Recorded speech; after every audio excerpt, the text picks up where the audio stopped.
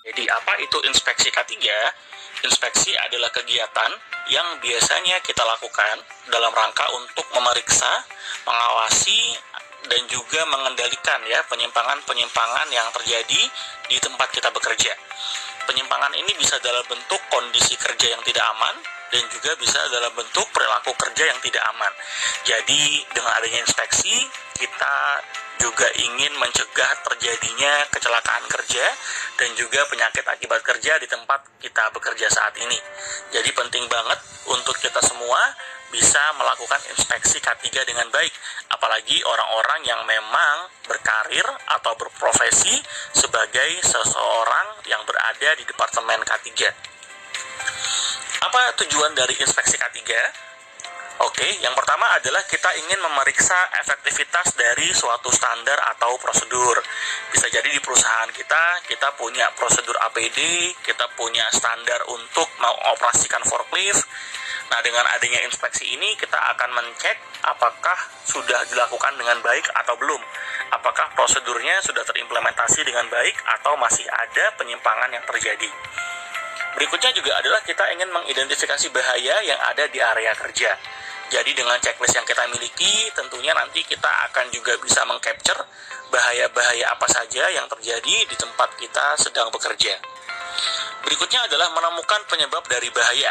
Jadi nanti setelah satu siklus ini berjalan, siklus inspeksi ini tentunya di akhir kita juga harus menganalisa apa sebenarnya tindakan perbaikan atau tindakan korektif yang harus kita lakukan.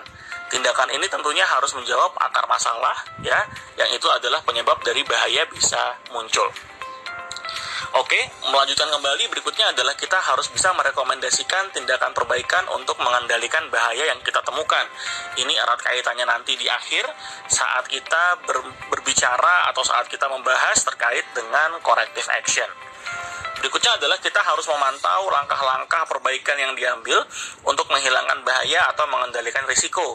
Nah, dengan adanya inspeksi ini, maka seharusnya langkah-langkah perbaikan ke depan itu juga bisa kita pantau dengan baik. Kemudian juga meningkatkan kembali kepedulian tentang K3, karena inspeksi ini idealnya juga kita pastinya akan mengikut sertakan orang-orang yang berada di tempat kerja tersebut. Mengikut sertakan ini bisa berarti mereka adalah pihak yang kita observasi, bisa jadi mereka adalah pihak yang kita wawancara ya, atau interview, atau bisa jadi mereka adalah pihak yang memang ikut serta juga melakukan atau menggunakan checklist ini, sehingga awareness dari rekan-rekan yang ada di tempat kerja itu bisa ditingkatkan. Berikutnya adalah mengukur dan mengkaji usaha serta peranan para supervisor terhadap K3. Jadi nanti di setiap bagian tentunya ada supervisor, ada pimpinan bidang atau pimpinan unit. Nah, masing-masing setiap supervisor atau pimpinan ini tentunya harus bertanggung jawab terhadap implementasi K3 di tempat mereka bekerja atau di unitnya masing-masing. Nah, dengan adanya ini kita bisa melihat apakah peranan dari supervisor itu sudah berjalan dengan baik atau tidak kaitannya dalam implementasi dari K3. Oke, berikutnya kita akan masuk ke perbedaan antara inspeksi dan audit. Nah, ini adalah hal-hal yang mirip juga nih.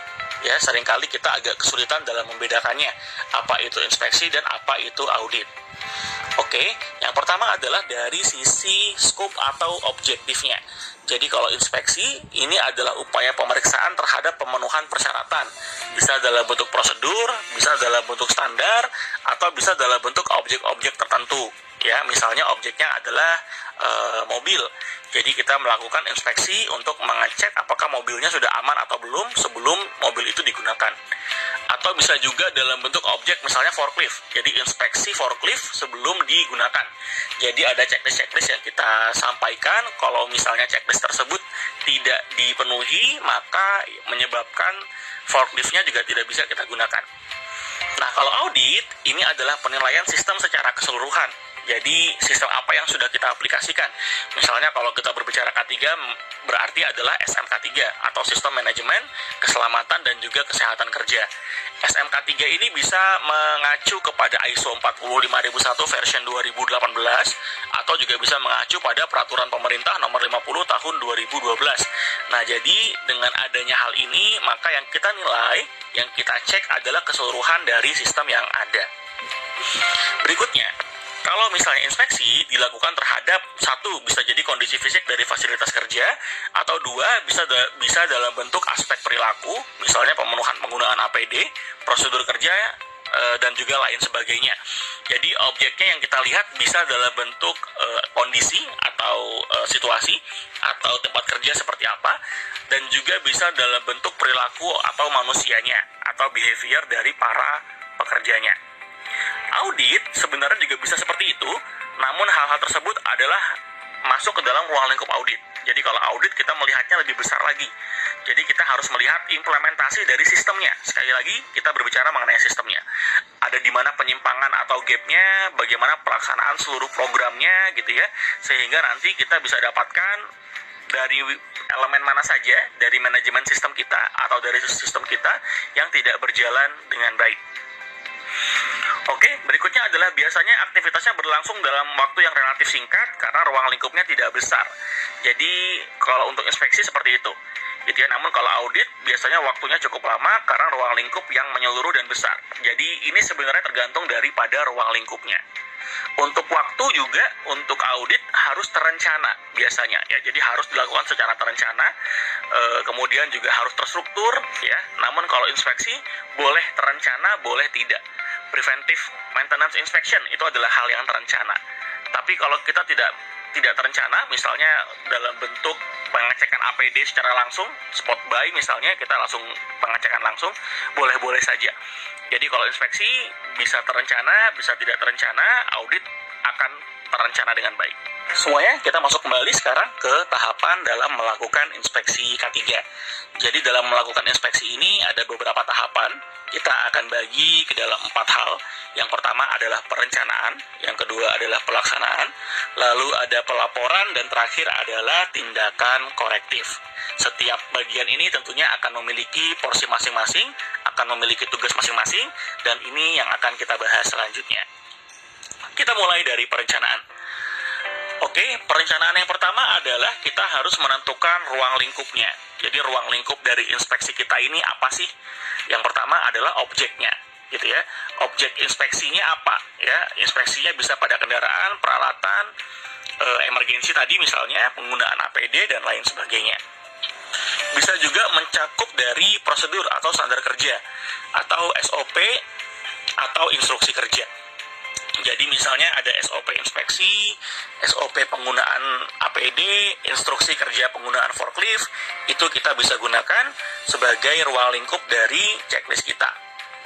Berikutnya juga bisa dalam bentuk proses atau aktivitas tertentu. Misalnya yang mau kita cek adalah inspeksi saat perawatan fasilitas atau saat servis mesin. Itu scope seperti itu boleh-boleh saja. Atau yang terakhir adalah ruang lingkup dalam bentuk area. Misalnya warehouse inspection, office inspection, atau field inspection. Jadi inspeksinya terfokus kepada area-area yang memang punya batasan di tempat kita bekerja. Berikutnya adalah SDM. Jadi sumber daya manusianya dan juga sumber daya lainnya harus kita siapkan. Yang pertama ini dalam bentuk jadwal dan juga waktunya. Jadi secara perusahaan kita juga harus meluangkan waktu. Memang ada jadwal-jadwal yang kita plot untuk melakukan inspeksi. Jadi ini adalah jadwal yang sudah ditentukan ya, atau bisa jadi kalau kita balik ke definisi awal tadi, perbedaannya ada di mana. Bisa jadi bentuknya adalah terencana, bisa juga tidak terencana. Tapi poin pentingnya adalah perusahaan harus meluangkan waktu-waktu tertentu untuk inspeksi ini bisa dilakukan. Ya, dengan durasi tentunya tergantung dari ruang lingkup yang sedang dikerjakan. Berikutnya adalah inspeksi. Timnya ini juga harus sudah ditentukan oleh perusahaan. Artinya kalau kita berbicara mengenai tim ini harus punya kompetensi, tim ini harus punya wawasan terkait dengan ruang lingkup dari inspeksinya, dan tim ini juga sudah harus punya pemahaman yang baik terkait dengan ruang lingkup tadi dan juga checklist yang akan digunakan. Berikutnya adalah daftar atau checklist itu sendiri juga harus dirancang dan juga harus dipersiapkan, karena tanpa checklist nanti khawatirnya orang-orang akan kesulitan dalam menentukan apakah ini sudah sesuai atau belum sesuai, apakah ini sudah pas atau ada penyimpangan. Jadi checklist ini penting sebagai panduan bagi para inspektor atau orang-orang yang ditunjuk untuk melakukan inspeksi, sehingga inspeksinya bisa berjalan dengan objektif. Berikutnya adalah data-data lainnya. Ini bisa sesuai dengan kebutuhan. Bisa peta peralatan, data kecelakaan, laporan pemeliharaan, laporan perawatan, dokumen, dan lain sebagainya. Berikutnya adalah jenis inspeksi ya, berdasarkan dari waktunya. Jadi ada inspeksi yang terencana, ada yang tidak terencana. Terencana ini kita bisa cek misalnya inspeksi umum, rutin, dan juga berkala. Contohnya ada pre-trip inspection, ada inspeksi APAR, dan lain sebagainya. Inspeksi khusus ini tidak terschedule, tidak ada jadwalnya, tapi sudah tertera di prosedur. Misalnya, kalau ada peralatan baru datang, harus diinspeksi dulu. Kalau ada barang yang baru kita beli, harus diinspeksi dulu, misalnya. Ini adalah jenis-jenis dari inspeksi yang terencana.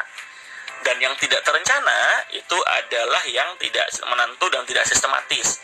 Misalnya adalah inspeksi dari headquarter, misalnya, atau inspeksi yang muncul dari klien, atau inspeksi dari manajemen.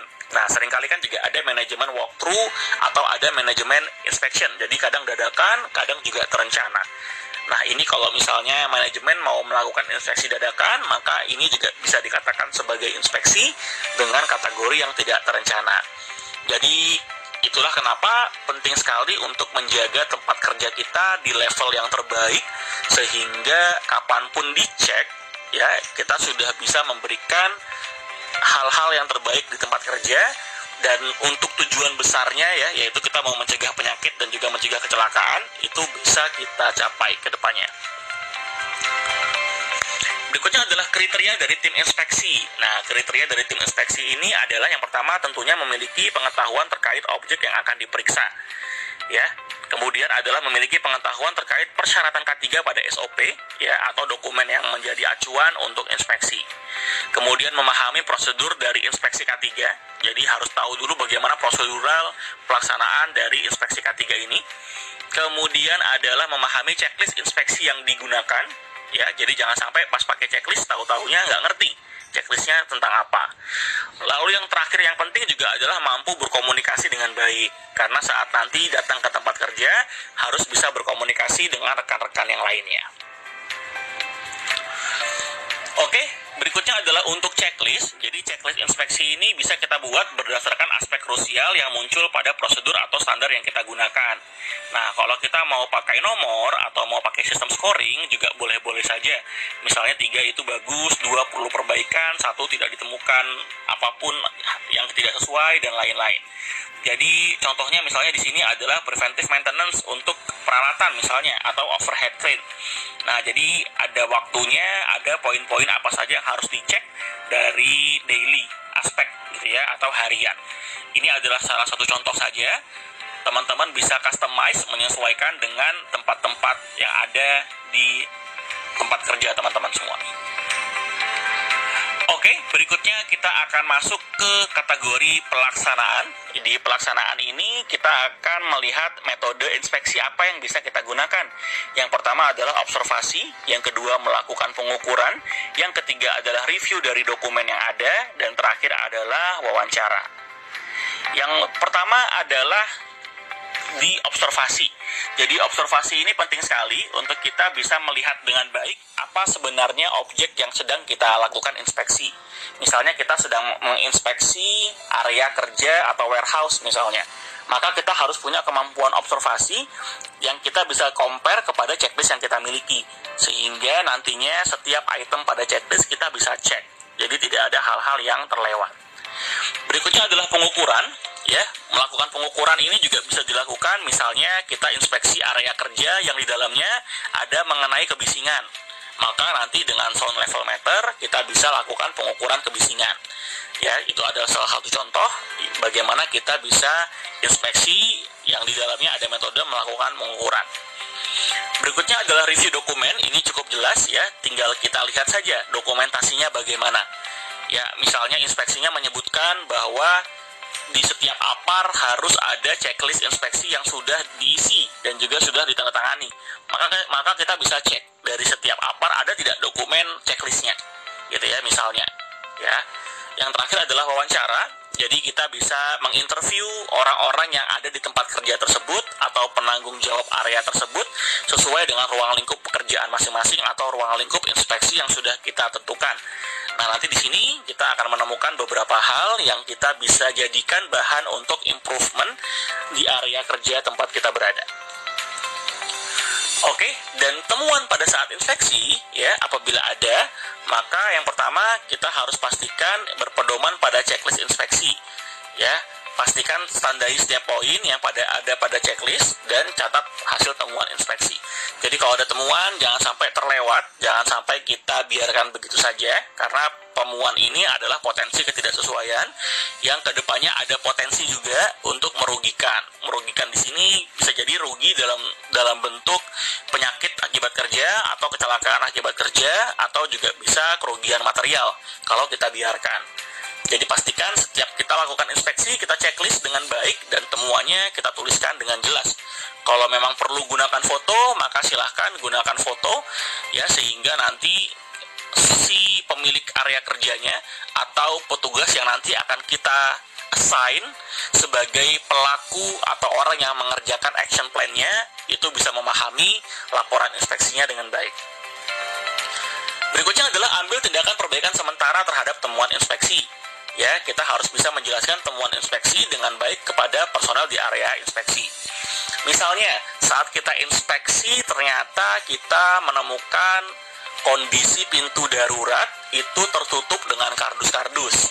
Ya, maka kita harus bisa memberikan advice bahwasanya tindakan perbaikan sementara harus kita lakukan, ya, atau tindakan koreksi. Caranya bagaimana? Kalau tadi misalnya pintu emergensi tertutup dengan kardus-kardus, maka kita bisa minta PIC di area tersebut untuk memindahkan kardus-kardusnya. Itu secara koreksi, gitu ya. Nah, namun kita juga harus memikirkan apa sebenarnya root cause-nya. Kenapa kok orang-orang bisa menaruh kardus di sana? Ya, sehingga itu perlu tindakan korektif. Jadi ini ada perbedaan antara koreksi dan juga korektif. Koreksi artinya kita langsung membenarkan, korektif adalah upaya kita untuk bisa membuat action plan dari root cause yang ada atau penyebab dasar dari peristiwa itu. Nah, kalau misalnya case yang tadi, maka mungkin kedepannya kita akan perlu sosialisasi kepada para pekerja untuk tidak meletakkan barang-barang yang dapat menghalangi pintu emergensi. Oke, berikutnya kita masuk kepada pelaporan. Jadi di pelaporan ini adalah laporan inspeksi yang harus kita berikan. Isinya paling tidak ada yang pertama detail objek apa yang kita inspeksi, bisa area, bisa benda, atau bisa sistem atau prosedur. Ya, yang berikutnya adalah area inspeksinya di mana. Kita inspeksi di area gudang kah, maintenance kah, operation kah, produksi kah, silahkan dituliskan. Berikutnya adalah nama dan jabatan personel yang melakukan inspeksi. Jadi ini adalah untuk accountability. Jadi orang yang melakukan inspeksi, memberikan temuan, maka ya dia adalah orang yang bertanggung jawab juga, harus bisa menjelaskan apa maksud dari temuan tersebut. Berikutnya adalah tanggal dilakukannya inspeksi, kemudian checklist inspeksi yang telah digunakan juga kita bisa lampirkan di sana, dan juga temuannya apa. Nah, temuan ini pun laporannya kita bisa integrasikan juga ke dalam checklistnya. Ya, jadi nanti di akhir misalnya kolomnya ada temuan. Tapi kalau mau dipisahkan dengan kondisi yang terpisah, dengan form yang terpisah juga boleh-boleh saja. Banyak perusahaan yang sudah juga membuat inspeksi ini dalam bentuk online. Jadi nanti checklistnya di-upload atau checklistnya disesuaikan dengan kondisi online. Lalu nanti action plan-nya tinggal di-assign saja siapa PIC yang ditunjuk. Oke, berikutnya adalah tindakan korektif. Ya, di tindakan korektif ini berikutnya adalah kita harus menentukan apa itu root cause-nya, penyebab akar masalahnya apa. Kemudian setelah tahu root cause-nya apa, kita cari tindakan korektif untuk menghilangkan akar penyebab dari masalah tersebut. Ya, sesuai kasus terkait dengan emergency door tadi yang tertutup atau yang terhalangi oleh kardus-kardus tadi. Kemudian kita bisa membuat skala prioritas dari tindakan. Jadi kita bisa cek misalnya kita mulai dari yang paling mudah dulu atau yang paling tidak menghasilkan atau memerlukan biaya yang banyak. Lalu nanti sumber daya juga harus kita tentukan apa yang harus kita sediakan. Kemudian PIC pelaksanaan ini juga penting, harus kita tentukan siapa sehingga nanti ada orang yang mengontrol dan tidak ada lempar-lemparan tanggung jawab. Berikutnya juga yang paling penting adalah kita harus menentukan batas waktu dari pemenuhan tindakan korektif yang ada. Misalnya dari kasus tadi pintu emergensi yang terhalang oleh kardus, maka tindakan korektifnya adalah harus ada sosialisasi misalnya kepada para orang-orang di sekitar sana, pekerja di sekitar sana, agar tidak lagi menutup atau menghalangi pintu emergensi dengan kardus gitu ya. Nah, nanti PIC-nya adalah misalnya warehouse supervisor, due date-nya atau batas waktunya adalah 30 hari dari sekarang misalnya. Nah, itu semuanya harus jelas untuk nantinya kita bisa monitoring. Ya, jadi di slide berikutnya pemenuhan tindakan korektif adalah cara kita untuk monitoring secara berkala. Ya, tadi mungkin ada action plan-nya yang 1 hari, ada action plan-nya yang 1 minggu. Action plan ini sebenarnya tergantung dari kebutuhan masing-masing perusahaan. Tapi inilah yang harus kita monitoring secara berkala. Tujuannya untuk melihat sejauh mana proses implementasi dari tindakan korektif tersebut. Kalau sudah selesai dilaksanakan, misalnya sosialisasinya sudah dilakukan tadi, maka bisa kita verifikasi kalau tindakan korektifnya sudah berhasil dilakukan. Tapi kalau misalnya tidak dilakukan gitu ya, maka kita harus cari cara bagaimana agar sosialisasinya bisa berjalan dan verifikasinya baru bisa kita tanda tangani, baru bisa kita approve, kita setujui kalau misalnya action plan-nya betul-betul sudah dilaksanakan oleh rekan kita bekerja. Ya, dan kita juga harus bisa memastikan bahwasanya tindakan korektif terus berjalan dan kita lakukan monitoring secara berkala. Oke, itu adalah materi terkait dengan inspeksi K3. Jadi saya ingin mengingatkan teman-teman semua, jangan sampai inspeksi ini selesai hanya di temuan. Ingat, inspeksi temuannya tetap harus kita tindak lanjuti dan harus kita monitoring secara berkala. Dan tentunya kita harus pastikan agar efektivitasnya kita bisa ketahui dengan baik. Sampai bertemu di materi yang lain, sampai bertemu di video selanjutnya, dan terima kasih atas kesempatan yang telah teman-teman berikan.